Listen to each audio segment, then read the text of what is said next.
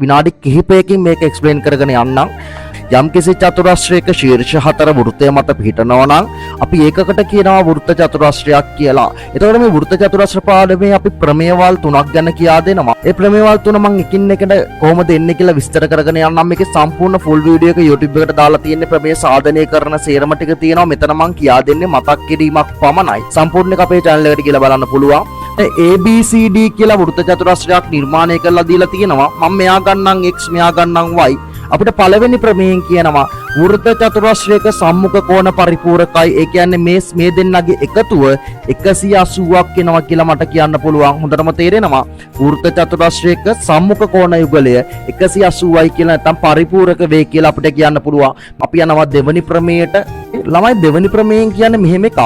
යම්කිසි චතුරස්‍රයක සම්මුඛ කෝණ යුගලය පරිපූර්ණකයි නම් මෙන්න යම්කිසි චතුරස්‍රයක් දීලා තියෙනවා ABCD කියලා. මේක සමචතුරස්‍රයද ඍජු කෝණාශ්‍රයද මොකක්ද කියලා අදාළ නැහැ. මොකක් හරි චතුරස්‍රයක සම්මුඛ කෝණ යුගලය පරිපූර්ණකයි නම් ඒ කියන්නේ මේ කෝණේ x මේ කෝණේ y මෙහා x මෙහා y නම් හරි.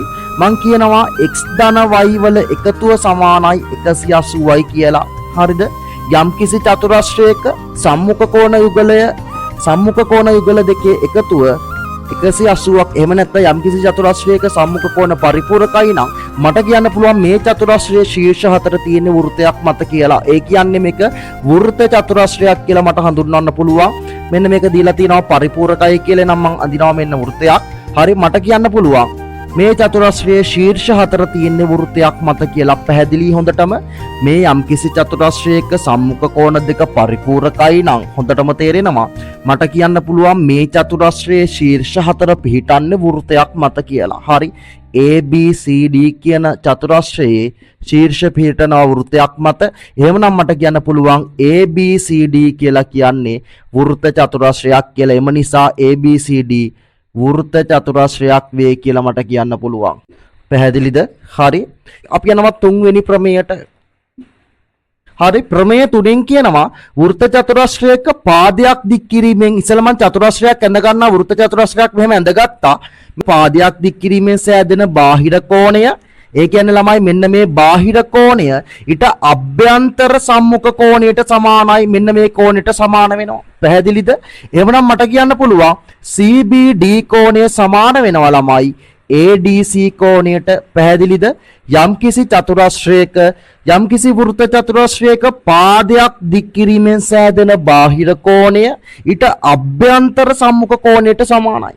පැහැදිලිද? මේක මෙහෙම එකක් කියන්නේ මෙහා දීලා තිබ්බොත් 100යි කියලා ඔයාට එකපාර කියන්න පුළුවන් x සමානයි 100යි කියලා. හේතුව තමයි යම්කිසි වෘත්ත චතුරස්‍රයක පාදයක් දික් කිරීමෙන් සෑදෙන බාහිර කෝණය ඊට අභ්‍යන්තර සම්මුඛ කෝණයට සමානයි. මෙතන පාදෙම වෙන්න ඕන කියලා නීතියක් නැහැ. අපිට ඕන නම් මෙහෙම කියන්නත් පුළුවන්. යම්කිසි වෘත්ත චතුරස්‍රයක ඕනෑම පාදයක් දික් කිරීමෙන් සෑදෙන බාහිර කෝණය කියන්නේ පාදෙ මෙහෙට දික් කරන්න පුළුවන්.